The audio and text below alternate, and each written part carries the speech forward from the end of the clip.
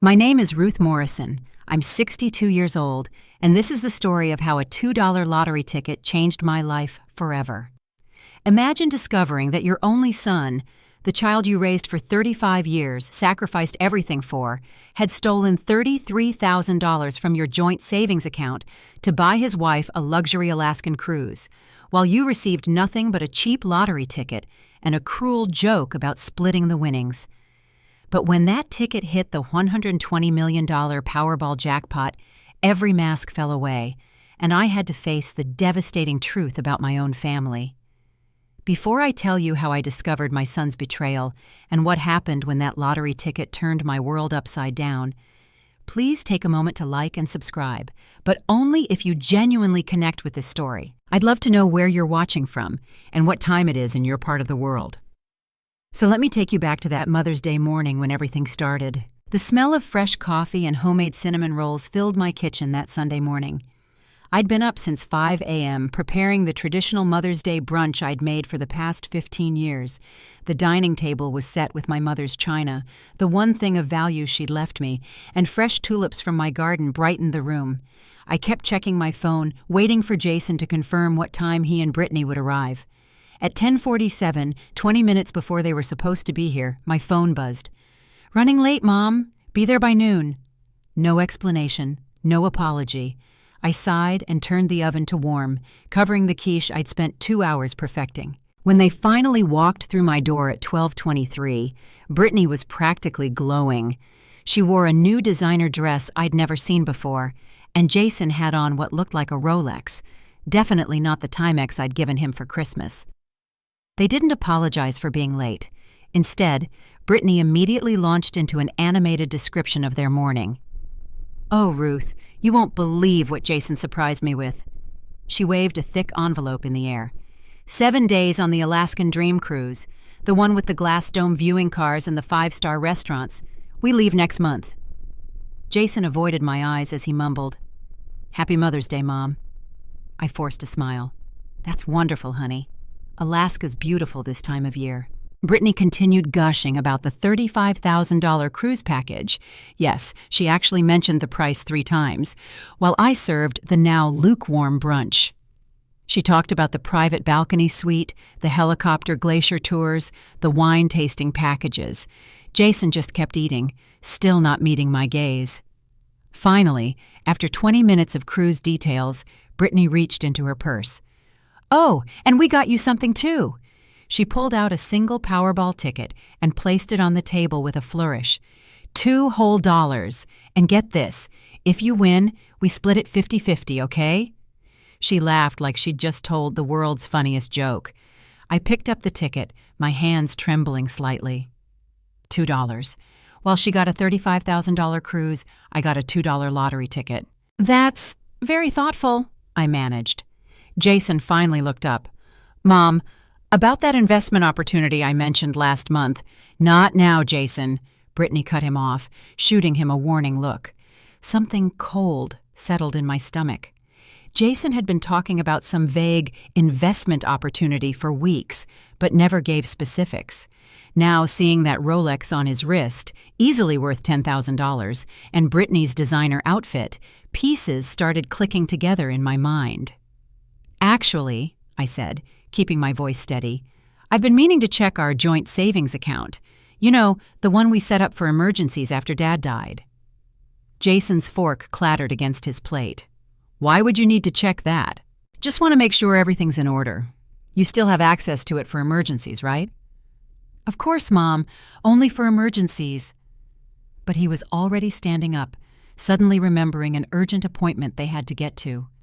Brittany grabbed her purse, that cruise envelope clutched like a trophy. "Thanks for brunch, Ruth. Don't forget our deal about the lottery ticket." She actually winked at me. After they left, I sat at my dining table, staring at that $2 lottery ticket. The Powerball drawing was tonight. The jackpot was sitting at $120 million. Brittany's words echoed in my head. "If you win, we split it 50-50. I laughed, a bitter sound in my empty house. The joke was supposed to be on me, wasn't it? The poor old mother with her pathetic lottery ticket, while the daughter-in-law got the cruise of a lifetime. I tucked the ticket into my wallet and started clearing the barely touched food from the table. But that cold feeling in my stomach wouldn't go away. Something about Jason's behavior, about that Rolex, about the way Brittany had cut him off when he mentioned the investment, it all felt wrong. Very wrong. And I was about to find out just how wrong it was. I couldn't shake the feeling, so instead of cleaning up, I opened my laptop right there at the kitchen table. My hands shook as I typed in the password for our online banking. The joint savings account Jason and I had maintained since his father's death 5 years ago. The account that held the $45,000 from Tom's life insurance, money I'd insisted we keep for real emergencies. The screen loaded, and my heart stopped. Current balance, $12,000. I blinked, refreshed the page. The number didn't change. With trembling fingers, I clicked on the transaction history. There it was, 3 days ago. Electronic withdrawal, $33,000. Authorized by Jason Morrison, $33,000. Gone. I grabbed my phone and called the bank immediately. "This is Ruth Morrison. I need to speak to someone about an unauthorized withdrawal from my account." The representative, a patient woman named Sandra, pulled up my account. "Mrs. Morrison?" I show the withdrawal was made using the authorized PIN and digital signature for Jason Morrison. He's listed as a joint account holder. "But I didn't approve this. Doesn't a withdrawal that large require both signatures?" "Not on a joint account, ma'am. Either party can withdraw any amount. I can see here that Mr. Morrison used his digital banking credentials at 3:47 a.m. on May 9th. 3:47 a.m. He'd waited until the middle of the night to steal from his own mother. I thanked Sandra and hung up, my whole body shaking now. $33,000, plus the $2,000 for that Rolex. $35,000 total, the exact price Brittany had mentioned for their cruise. I called Jason immediately. He answered on the 4th ring. "Mom, we're driving." "You took $33,000 from our account." Silence. Then, "Mom, I can explain." "Explain? Explain how you stole from me? That was our emergency fund, Jason, your father's life insurance."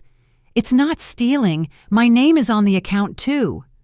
"For emergencies, not for luxury cruises." I heard Brittany's voice in the background. "Just hang up, baby. We'll deal with her later." "Mom, look, it's our 10th anniversary. You would have said yes anyway."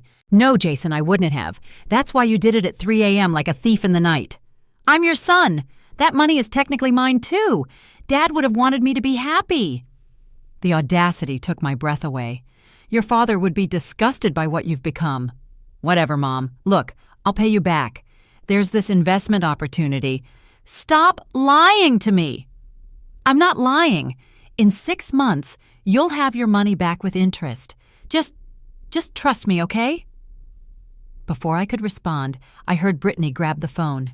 "Ruth, this is getting ridiculous. Jason is a grown man. He doesn't need your permission to access his own money. And frankly, after everything he's done for you, you should be grateful." I hung up. My phone immediately started buzzing with texts, first from Jason. "Mom, please don't make this ugly." Then from Brittany, "You're being dramatic. It's just money. Family shares everything, right?" Then another from Brittany. "Don't you dare try to ruin our anniversary trip. Jason deserves this." And finally, the one that made my blood run cold, also from Brittany. "Remember our deal about the lottery ticket. 50-50. I have it in writing." In writing? I grabbed the lottery ticket from my wallet. There on the back, in Brittany's handwriting, "If this wins, we split 50-50, B." She'd written on my ticket. My ticket that I hadn't even asked for.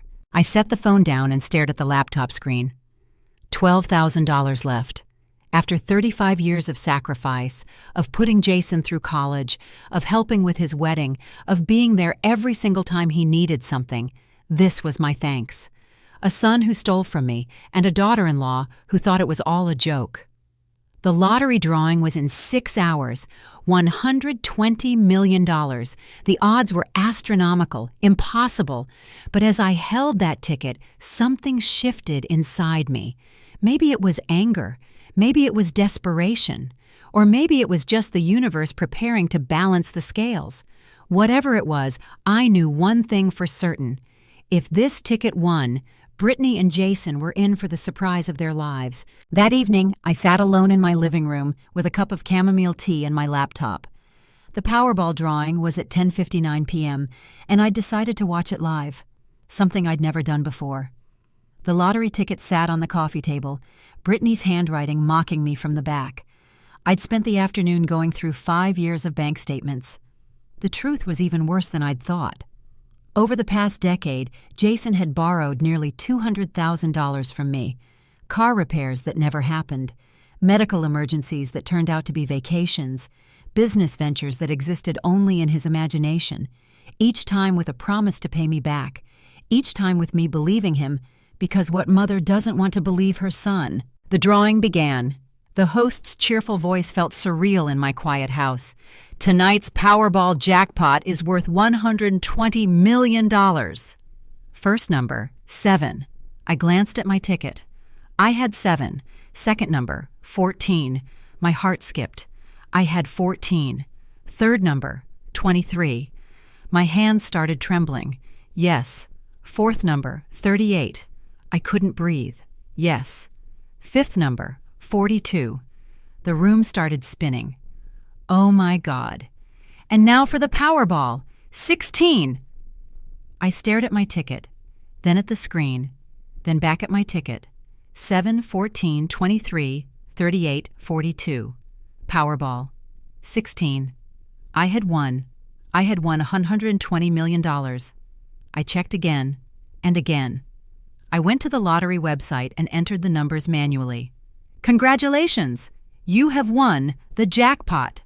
My first instinct was to call Jason. Isn't that sick? After what he'd done, my first thought was still to share my joy with my son. But then I remembered Brittany's text, her handwriting on the back of the ticket. 50-50. No, not this time. I picked up my phone and scrolled through my contacts until I found Harold Fleming. We'd gone to high school together, and he'd become one of the best attorneys in Spokane. More importantly, he was one of the few people I trusted completely.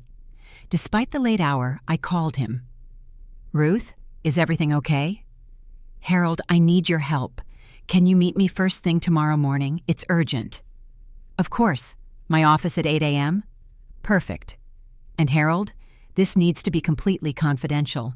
After hanging up, I took photos of the ticket, front and back, including Brittany's writing. Then I put it in my father's old safe, the one Jason didn't know about, hidden behind a false panel in my closet.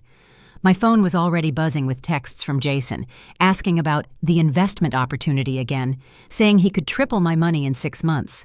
The irony was almost unbearable. I didn't sleep that night. I kept thinking about what Brittany had said. Family shares everything, right? But family doesn't steal. Family doesn't lie. Family doesn't treat you like an ATM machine and then hand you a $2 lottery ticket as a joke. At 3 a.m., the same time Jason had stolen from me, I made a decision. I pulled out a notebook and started writing down everything. Every loan, every broken promise, every manipulation. The evidence was overwhelming. Page after page of my son's betrayal, documented in my own shaking handwriting. By dawn, I had a plan. But first, I needed to know my legal rights. Could Brittany really claim half of my winnings based on a joke and her handwriting on my ticket? Could Jason argue that since he was my son, he was entitled to the money? I thought about my husband, Tom. He'd worked his whole life as a mechanic, died at 57 from a heart attack in his shop. His life insurance was meant to protect us, not fund luxury cruises. What would he think of what Jason had become? What would he tell me to do? Protect yourself, Ruthie. I could almost hear his voice. For once in your life, put yourself first. At 7:30 a.m., I drove to Harold's office, the lottery ticket secure in my purse. I was about to find out if a mother's lifetime of sacrifice earned her the right to keep what was hers. One thing was certain. Jason and Brittany were about to learn that karma sometimes comes in the form of a $2 lottery ticket. And sometimes, just sometimes, the joke ends up being on them. Harold's office hadn't changed much in the 20 years since I'd last been there, when Tom and I had updated our wills. The same oak desk, the same wall of law books, the same reassuring presence of a man who'd built his career on protecting people's rights.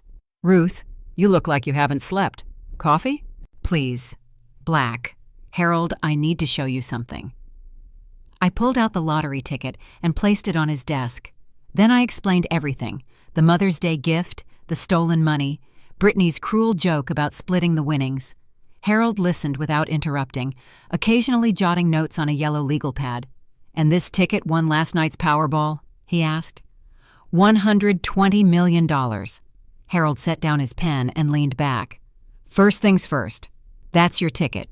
You didn't ask for it, you didn't purchase it with shared funds, and most importantly, Brittany's scribbling on the back doesn't constitute a legal contract." "But she said—" "Ruth, for a verbal agreement to be binding, there needs to be what we call consideration, an exchange of value. You gave nothing in return for this ticket. It was presented as a gift. Her writing 50-50 on the back after giving it to you is meaningless legally.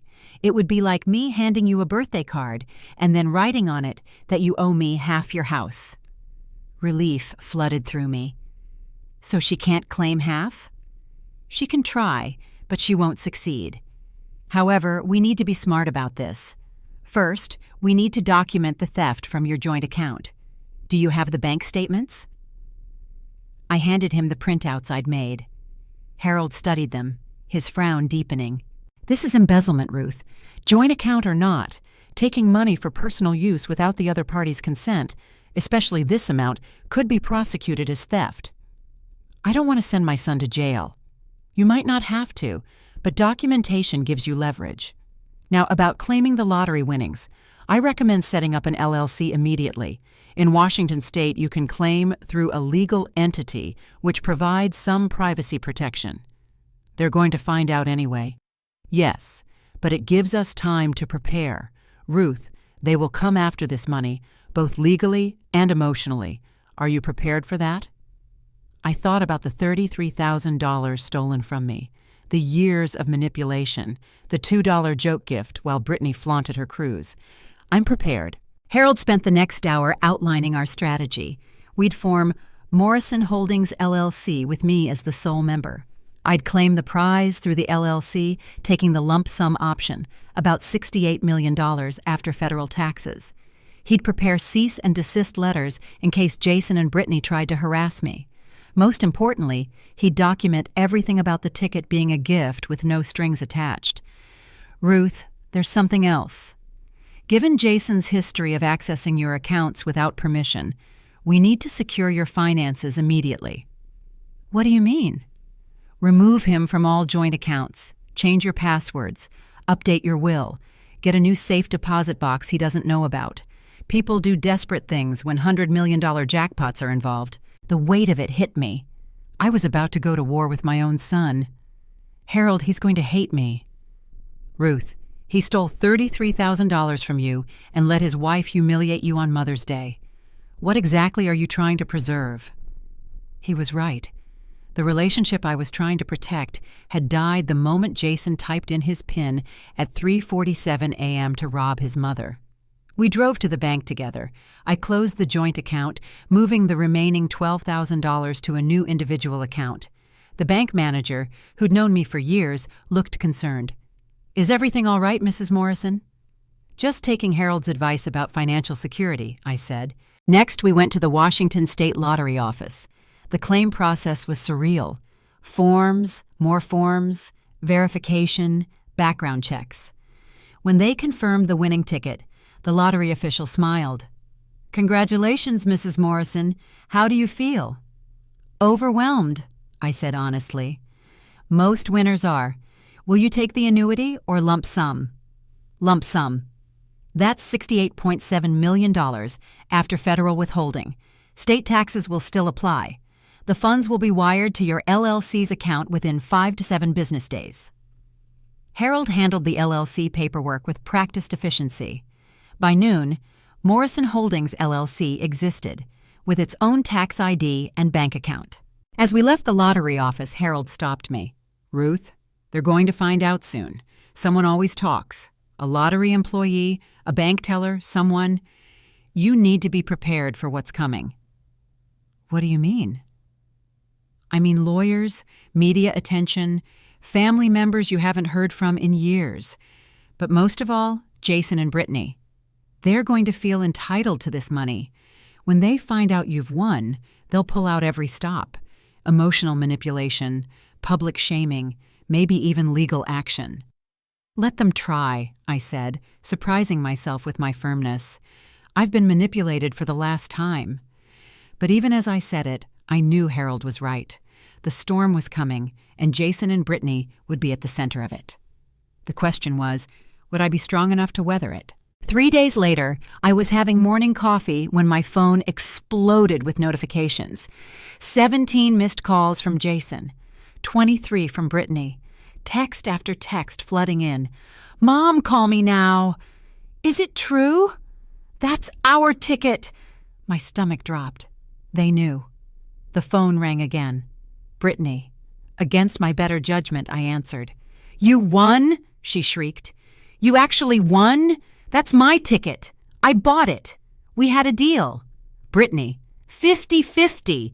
I wrote it on the ticket. You agreed. That's $60 million you owe me. I never agreed to anything. You gave me a gift.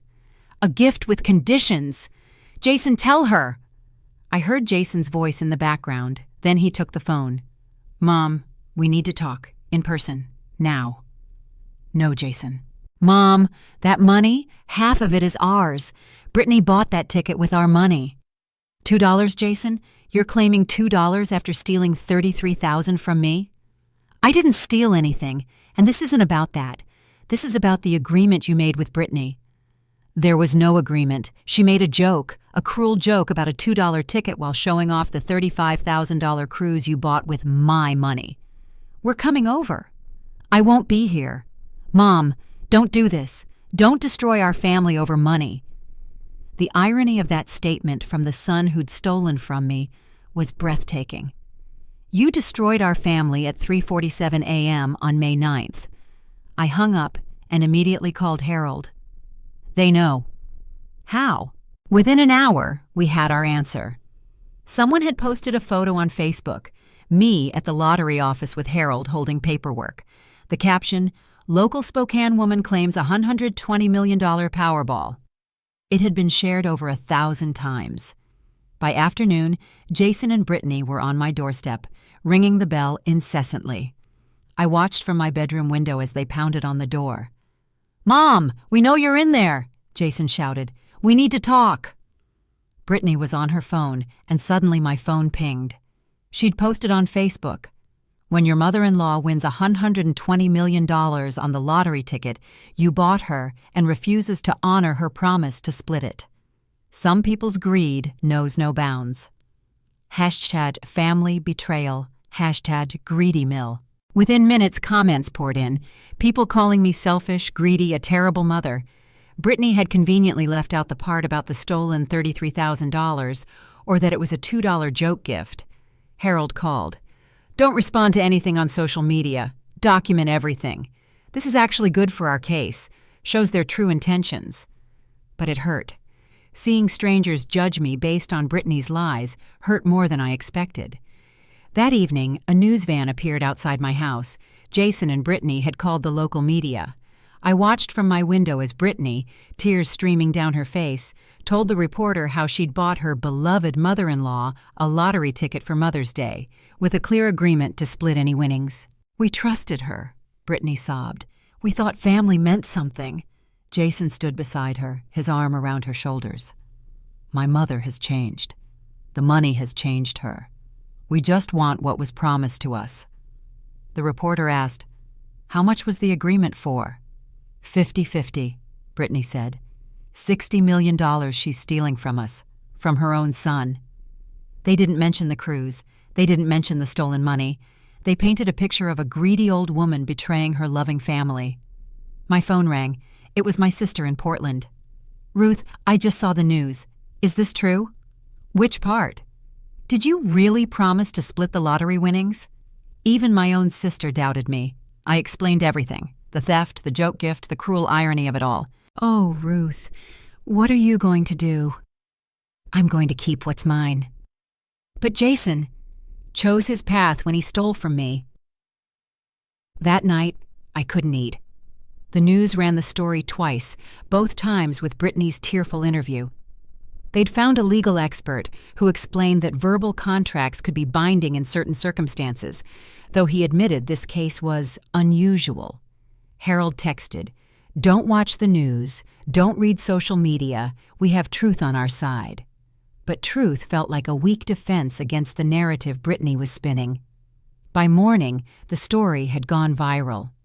"Greedy Grandma Keeps $120 million from Son" was trending on Twitter.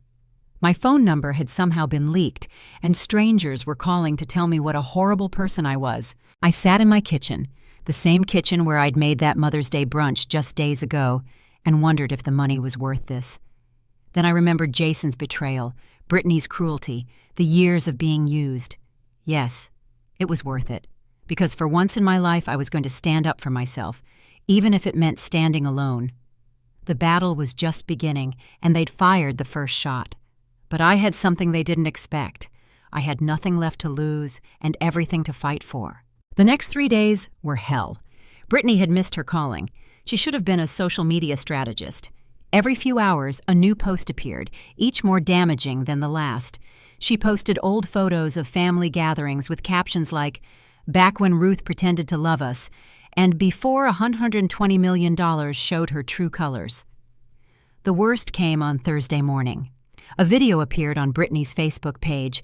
It was from last Christmas, showing me at their house. In the original moment, I'd been joking about winning the lottery someday and taking everyone to Hawaii. But Brittany had edited it, cutting clips together to make it seem like I was promising to share any lottery winnings with the family. "As you can see," Brittany's voiceover said, "Ruth has always promised to share any windfall with us. This isn't about greed, it's about keeping promises." The video went viral, 50,000 views in 6 hours. The comments were brutal. "What kind of mother does this to her son? She'll die alone with her millions. Karma will get her." Then Jason went on local morning television. I forced myself to watch, needing to know what I was up against. "My mother raised me to believe family comes first," he told the sympathetic host. "She taught me about sharing, about generosity. But $120 million has revealed who she really is." "What about the lottery ticket?" the host asked. "Your wife bought it?" "With money I gave her specifically to buy my mom something special for Mother's Day. Brittany chose a lottery ticket because Mom always talked about winning big someday. We all agreed. If it won, we'd split it. Lies, all lies.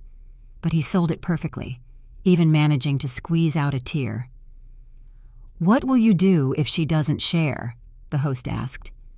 "We're exploring legal options, but honestly, I just want my mom back, the one who loved me more than money." I threw my coffee mug at the TV. It didn't break, but the satisfaction of the throw helped. Harold called immediately. "I saw it. Don't worry. We have evidence that contradicts everything he said." "What evidence matters when the whole country thinks I'm a monster?" "The evidence that matters in court. Ruth, they're trying to pressure you through public opinion because they know they can't win legally." But the pressure was working. My neighbors avoided me. The grocery store clerk who'd known me for 15 years wouldn't make eye contact. Someone had spray-painted "greedy" on my garage door. Then Brittany escalated. She created a website, Justice for Jason and Brittany.com, with a donation button for legal fees to fight the injustice. She posted my address, my phone number, everything. The harassment intensified. Pizza deliveries I didn't order, threatening phone calls. Someone sent a funeral wreath to my door with a card that said, "Your relationship with your son, R.I.P." I was becoming a prisoner in my own home when Harold called with news. "They've hired Marcus Webb." My heart sank. Webb was known for taking high-profile cases and trying them in the media before they ever reached court. "He's already filed a lawsuit," Harold continued, "claiming breach of verbal contract, unjust enrichment, and, this is creative, elder financial abuse." "Elder abuse? Against me?" "They're claiming Brittany bought the ticket for you, making you the beneficiary of their financial gift, and that you're now abusing that relationship by keeping the proceeds." "That's insane. It's Marcus Webb. He doesn't need to win in court if he can force a settlement through public pressure.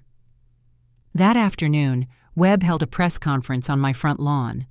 I watched from behind my curtains as he spoke to a crowd of reporters. "This case is about more than money," Webb declared. "It's about a sacred trust between a mother and son, a promise made and broken. My clients aren't asking for anything they weren't promised. They're asking for justice."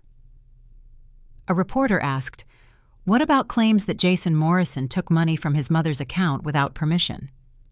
Webb smiled. Jason Morrison had legal access to that account. He used family funds for family purposes, a celebration of his marriage. To call that theft is just another example of Ruth Morrison's greed poisoning her perspective. I wanted to scream. Family funds? Family purposes? He'd stolen from me in the middle of the night. My phone buzzed. A text from a number I didn't recognize. "You should be ashamed. Give your son what he deserves." Another. "I hope you choke on your millions." Another. "You're what's wrong with America." I turned off my phone, but the landline started ringing. I unplugged it. That night, someone threw a brick through my living room window with a note. "Share or suffer." I called 911, but the police officer who came seemed unsympathetic. "Maybe you should consider settling this with your family," he suggested. "Would save everyone a lot of trouble." Even the police thought I was wrong. I sat in my vandalized living room, glass scattered across the carpet, and wondered if $68 million was worth becoming the most hated woman in Spokane. But then I remembered Brittany's smirk as she handed me that $2 ticket. Jason's lies on television, the $33,000 stolen from me. No, I wouldn't give in to terrorists, even if those terrorists were my own family. You know, sitting here telling you this story, I realize how many of you might be dealing with similar situations, maybe not lottery tickets, but family members who only see you as a bank account. The hardest part wasn't the public humiliation or even the broken window.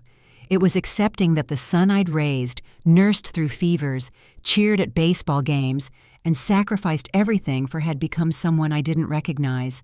If you're watching this and you've ever felt used by people who should love you unconditionally, please leave a comment. Tell me I'm not alone in this. And if this story is resonating with you, please hit that like button and subscribe.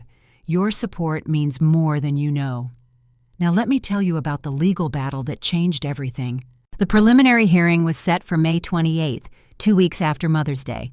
Harold had prepared me, but nothing could have prepared me for walking into that courtroom and seeing Jason and Brittany at the plaintiff's table, treating me like a stranger. No, worse, like an enemy.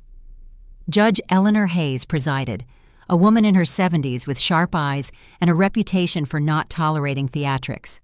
Marcus Webb stood up first, his $1,000 suit impeccable, his voice carrying the kind of confidence that came from winning cases in the media before entering court. "Your Honor, this case is simple," Webb began.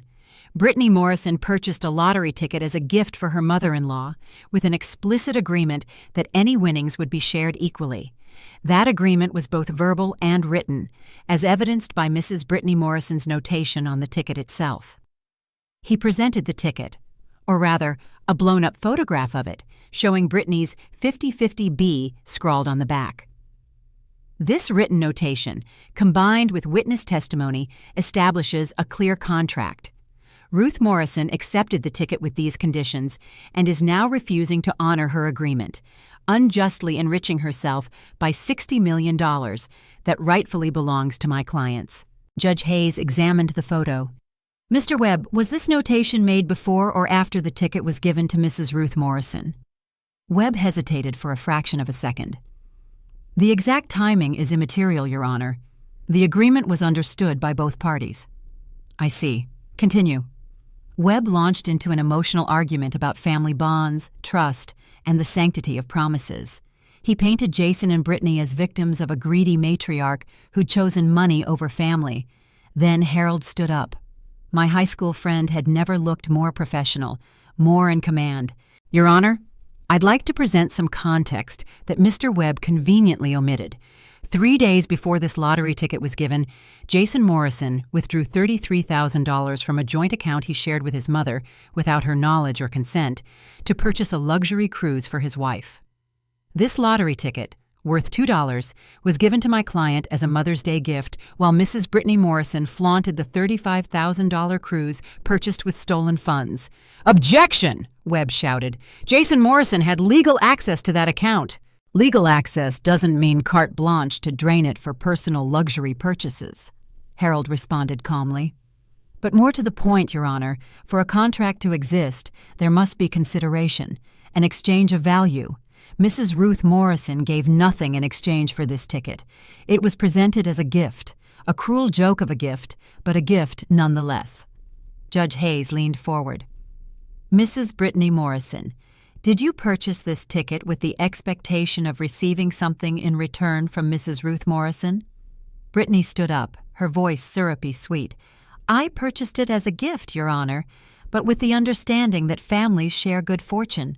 Ruth agreed to split any winnings." "Did she explicitly agree, or did you simply state your expectation?" "Well, she took the ticket. That's agreement." "Taking a gift is not the same as entering a contract, Mrs. Morrison." Harold then presented his evidence: bank statements showing the pattern of Jason taking money over the years, text messages from Brittany calling the ticket a joke, and most damningly, a voicemail Brittany had left her sister the night before Mother's Day. Brittany's recorded voice filled the courtroom. "We're giving the old bat a lottery ticket. Can you imagine? Jason spends $35,000 on my cruise, and she gets $2. I wrote on it that we'd split it if it wins, just to mess with her. As if that would ever happen." The courtroom went silent. Brittany's face had gone white. Jason stared at his wife like he'd never seen her before. "Your Honor," Harold continued, "this clearly shows the ticket was given in bad faith, as a joke, with no real expectation of sharing winnings. The notation on the back was added to mess with my client, not to create a binding agreement." Webb tried to recover. "Your Honor, regardless of my client's private comments, the notation exists and—" "Mr. Webb?" Judge Hayes interrupted. "I've heard enough. This court finds no evidence of a binding contract. The lottery ticket was a gift, albeit a mean-spirited one. The notation on the back, made without Mrs. Ruth Morrison's knowledge or consent, does not constitute an agreement. Furthermore, the evidence suggests this entire situation stems from a pattern of financial exploitation of Mrs. Ruth Morrison by her son and daughter-in-law." She looked directly at Jason and Brittany. "You took $33,000 from this woman to buy a cruise, gave her a $2 lottery ticket as a joke, and now want to claim $60 million because your joke backfired? The audacity is breathtaking." "Your Honor," Webb started. "I'm not finished, Mr. Webb. I'm dismissing this case with prejudice. Your clients have no claim to these lottery winnings. Furthermore, I'm recommending the District Attorney's Office investigate the unauthorized withdrawal of $33,000 for potential criminal charges." Brittany burst into tears, real ones this time. Jason sat frozen, staring at me with a mixture of shock and rage. As we left the courtroom, Webb was already spinning for the cameras outside, but the damage was done. The truth was out, and no amount of media manipulation could change the judge's ruling.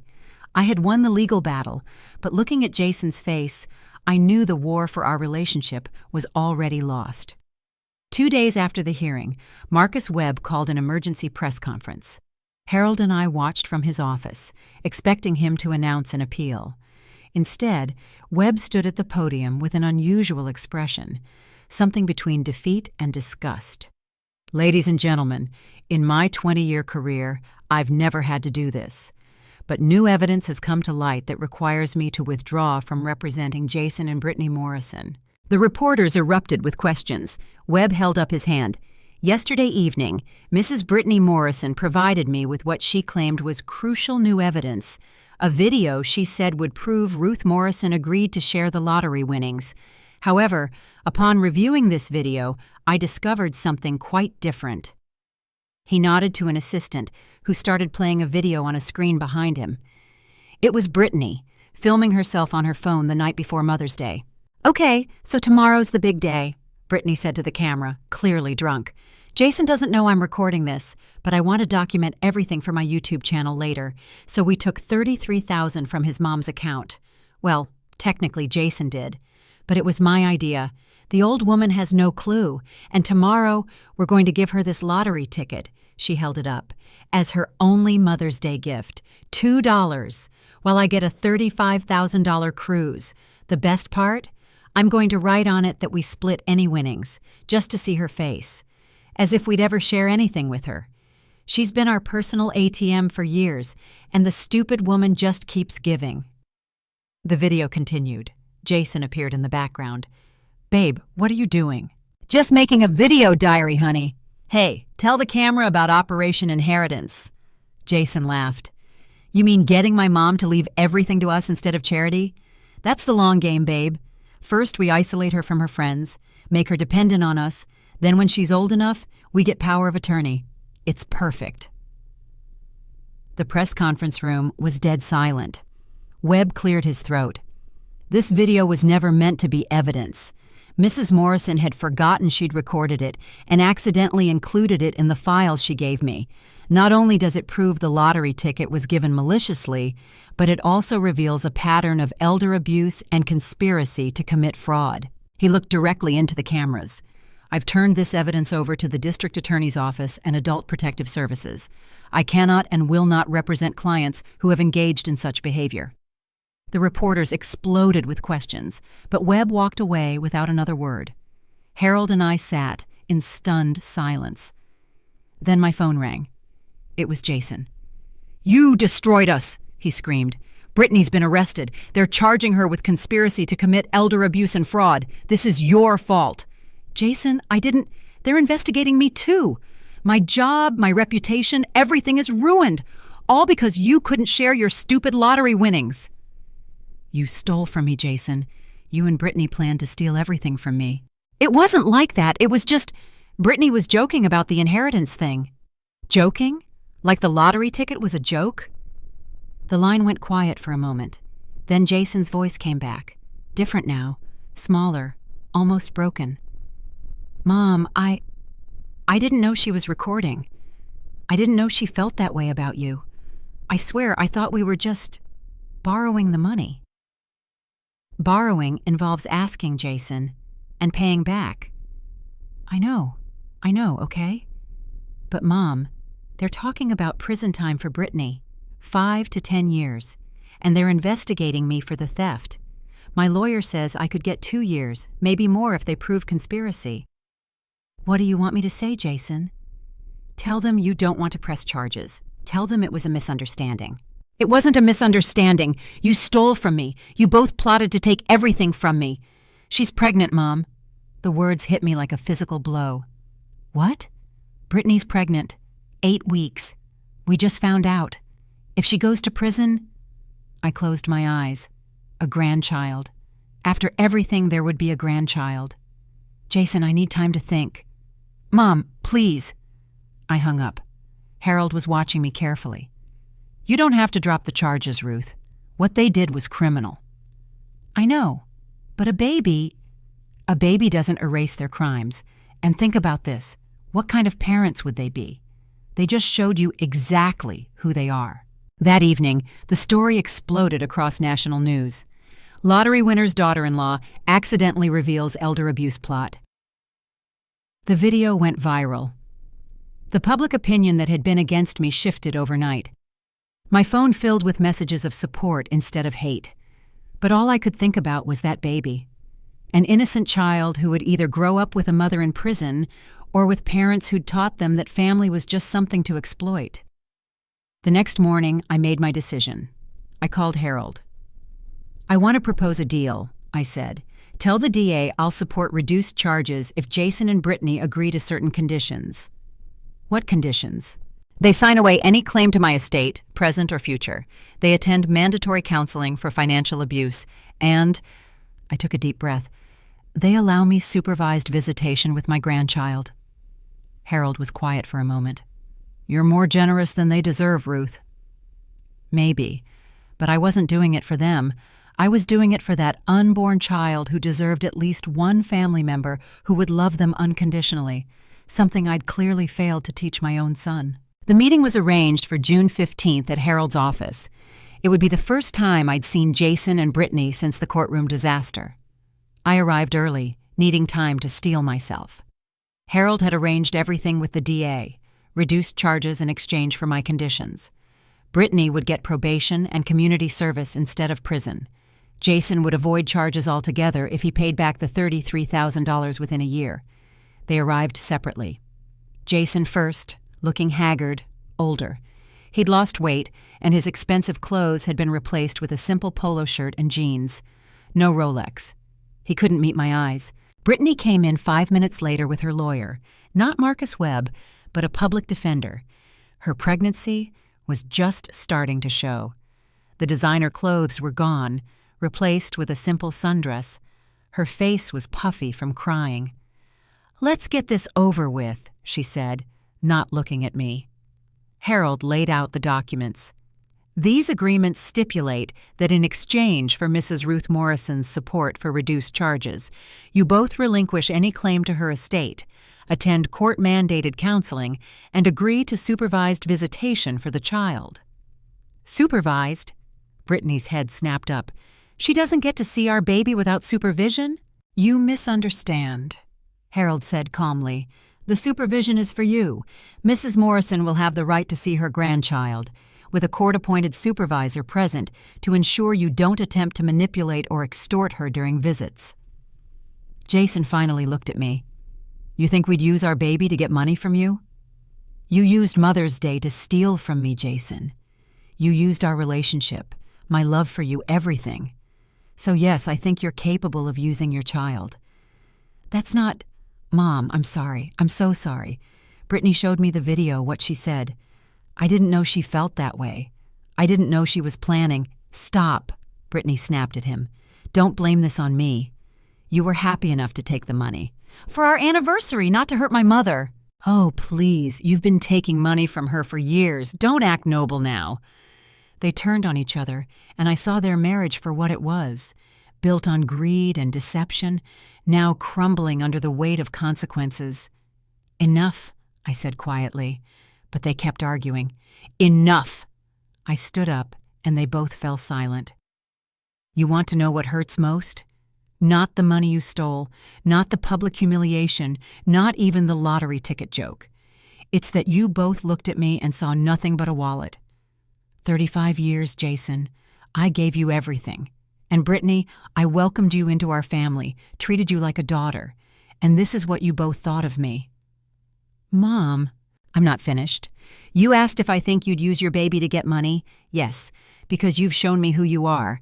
But that baby doesn't deserve to pay for your choices. That's the only reason you're not going to prison, Brittany. That's the only reason I'm giving you a chance to pay me back, Jason, instead of pressing full charges. I pulled out a printed screenshot from my phone, the text Brittany had sent me on Mother's Day. Don't make this ugly, Ruth.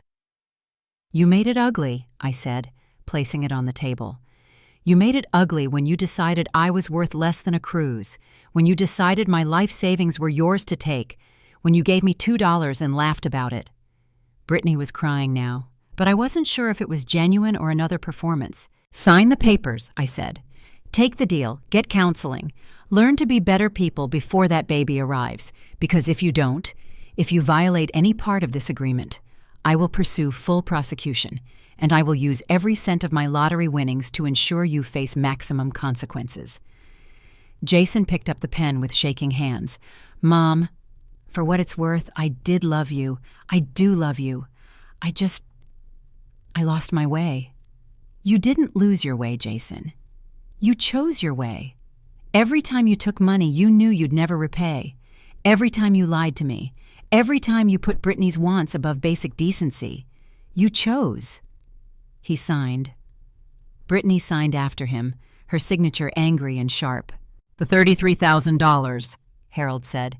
The payment plan starts next month. Miss one payment, and the deal's void. We understand, Jason said quietly. As they stood to leave, Brittany turned back. I hope you're happy with your millions, Ruth. I hope they keep you warm at night. They won't, I said. But my self-respect will. My integrity will. The knowledge that I finally stood up for myself will. That's worth more than any amount of money. Jason paused at the door. The baby, when it's born, will you really want to see it? Yes, I said without hesitation. Because unlike you, I understand that love isn't transactional. That baby will know at least one person in this family who loves without conditions. They left, and I sat in Harold's office for a long time, feeling simultaneously victorious and heartbroken. I'd won the lottery, won the legal battle, won my freedom from manipulation. But I'd lost my son, or maybe I'd lost him years ago and just hadn't realized it. Harold put his hand on my shoulder. You did the right thing, Ruth. Then why does it hurt so much? Because doing the right thing often does. I need to pause here and be real with you for a moment. If you're watching this and thinking I'm heartless for not just forgiving them, you've never been systematically used by someone you love. Forgiveness without accountability isn't kindness. It's enabling. And sometimes, the most loving thing you can do is let people face the consequences of their choices. I'm curious. What would you have done in my situation? Would you have shared the money? Dropped all charges? Please comment below with your thoughts. And if you believe in standing up for yourself, even when it's painful, please hit that like button. Don't forget to subscribe if you want to hear how I rebuilt my life after all this. Now let me tell you what I did with those millions. 6 months after that meeting, I stood in front of a building I'd just purchased on Spokane's east side. The sign reading, Ruth's Classic Restoration, was going up, and 15 women, all single mothers who'd been struggling to find work, were inside, learning the basics of auto restoration from master mechanics I'd hired. The lottery money had given me freedom, but more importantly, it had given me purpose. The Second Chance Foundation was already operating, having awarded scholarships to 50 kids aging out of foster care. But this garage, this was my dream, the one I'd put aside when I married Tom, then buried completely when Jason was born. Mrs. Morrison? A young woman named Sarah approached. She was one of my first hires, a mother of 2 who'd been living in her car before I found her. The 1965 Mustang is ready for your inspection. I walked into the garage, and there it was, cherry red, gleaming chrome, purring like a cat. I'd bought it as a rust bucket and watched these women bring it back to life, just like they were rebuilding their own lives. It's perfect, Sarah. You should take the first drive, she said, holding out the keys. As I slid behind the wheel, my phone buzzed. A text from Jason. Mom, Brittany had the baby yesterday. A girl. We named her Grace. I know you probably don't care, but I thought you should know. I did care. More than he could know. I texted back. Congratulations. When you're ready for the supervised visit, have your lawyer contact Harold. 3 weeks later, I met my granddaughter at the court-appointed family center. Jason and Brittany sat on one side of the room, the supervisor in the corner, and I held Grace for the first time. She was perfect. Tiny fingers, Tom's nose, my eyes. She's beautiful, I said. Mom, Jason started. We've been going to counseling. Really going, not just showing up. And I understand now. What we did, what I became. That's good, Jason. The garage, the foundation, everyone's talking about it. You're doing amazing things. I'm doing what I always wanted to do. I just needed to stop letting other people's needs come before my own dreams. Brittany hadn't said a word, but as I handed Grace back, she finally spoke. The counselor says I have issues with money because of how I grew up. Poor. Always scrambling. I saw you as someone who had enough to share. I would have shared, Brittany. If you'd asked, if you'd been honest. I shared for years. I know, I see that now. They were words. Just words. But they were a start. As months passed, I threw myself into my new life. The garage grew, eventually employing 30 women. We specialized in classic car restoration, but also offered affordable repairs for single parents. The foundation expanded, offering not just scholarships, but mentorship programs. I learned to fly, getting my pilot's license at 63. I bought a small Cessna and flew supplies to rural communities. I traveled, not on luxury cruises, but to places where I could make a difference. I built houses with Habitat for Humanity, taught car repair to kids in juvenile detention, funded a legal clinic for elder abuse victims. The supervised visits with Grace continued monthly. Slowly, I watched Jason and Brittany change. They both got jobs, real jobs, not schemes. They moved to a smaller apartment, sold their luxury cars, started living within their means. Jason began paying back the $33,000, never missing a payment. A year after the lottery win, I got an unexpected call from Brittany. "Ruth, I want to apologize, really apologize, not because I have to, but because I'm sorry. I treated you terribly. I was cruel and greedy, and I turned Jason into someone awful. You didn't deserve any of it." "Thank you, Brittany." The counselor thinks, "Would you consider family therapy? All of us together?" I thought about it for a long moment. Yes, for Grace's sake, yes. It wasn't forgiveness, not yet. It wasn't forgetting, but it was a step towards something better, because that's what the money had really given me. Not just freedom from financial worry, but the freedom to choose my battles, my boundaries, my path forward. I still had the $2 lottery ticket, framed now in my office at the garage. Below it, I'd added a plaque. Sometimes the biggest gifts come in the smallest packages, and sometimes a joke becomes justice. 2 years have passed since that Mother's Day that changed everything. I'm sitting in my office at Ruth's Classic Restoration, watching Sarah, now my shop manager, teaching a new group of women how to rebuild an engine. The Second Chance Foundation just celebrated its 500th scholarship recipient, and in an hour, I'm picking up Grace for our first unsupervised visit. The court removed the supervision requirement 6 months ago, after Jason and Brittany completed their counseling and proved they could interact with me without manipulation or money requests. It's still not the relationship we once had, that's gone forever, but it's something real, built on truth instead of deception. This morning, a package arrived at my door. No return address, but I recognized Jason's handwriting. Inside was a Mother's Day card and $2. The card read, "Mom, I know I can never undo what I did, but I wanted you to know that I finally understand. This $2 is all I could spare after paying bills and saving for Grace's college fund. But it's honest money, earned honestly, given freely. No strings, no expectations. Just a son trying to learn what you tried to teach me all along. Happy Mother's Day."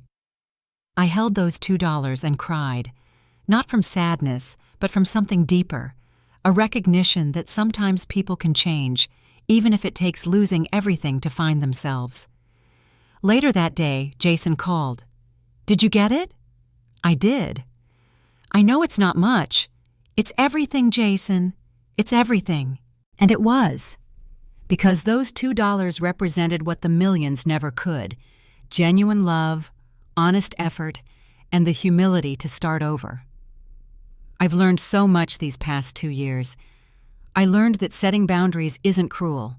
It's necessary. That enabling someone's worst behavior isn't love. It's fear disguised as compassion. That sometimes the greatest gift you can give someone is letting them face the consequences of their choices. But most importantly, I learned that it's never too late to choose yourself. At 62, I thought my life was winding down. Instead, it was just beginning. The lottery money was never really about the money. It was about what it revealed and what it allowed me to become. Every day, women come to my garage with stories like mine. Mothers, grandmothers, aunts who gave everything and got nothing but exploitation in return. We work on cars together, but really we're rebuilding ourselves. One bolt, one wire, one engine at a time. Brittany now volunteers at the foundation, helping young mothers manage their finances. It was her idea, her way of making amends. She tells her story honestly, warning others about the poison of greed and entitlement. Jason works as an addiction counselor. Though his addiction was never substances, it was to easy money and the enabling that fed it. They're still together, surprisingly.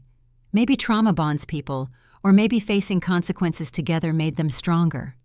Grace is thriving, a happy 2-year-old who knows her grandmother as someone with firm boundaries but unlimited love. Tomorrow, I'm flying my Cessna to deliver supplies to a Native American reservation in Montana. Next week, I'm teaching a workshop on financial literacy for seniors. Next month, the garage is restoring a 1967 Camaro for a charity auction. This is what $120 million bought me. Not happiness, but the freedom to create it. Not family, but the strength to rebuild it on my terms. Not love, but the self-respect that makes real love possible. Sometimes I look at that framed lottery ticket and laugh. Brittany meant it as a cruel joke, a $2 insult to cap off years of taking me for granted. Instead, it became my liberation, my vindication, my second chance at life. The moral of my story is simple. You are never too old, too used, or too broken to stand up for yourself. Your worth isn't measured by what others take from you, but by what you choose to give. And sometimes, just sometimes, the universe has a sense of humor about delivering justice. My story ends here, but yours doesn't have to. If you're trapped in a toxic relationship, whether it's family, friends, or partners, know that you deserve better. You don't need to win the lottery to reclaim your life. You just need to believe you're worth it. If this story gave you hope or strength, please share it with someone who needs to hear it. Like and subscribe to support more stories of triumph over manipulation. And remember, sometimes the smallest gifts, even $2 lottery tickets given in cruelty, can become the keys to your freedom. Thank you for listening to my journey.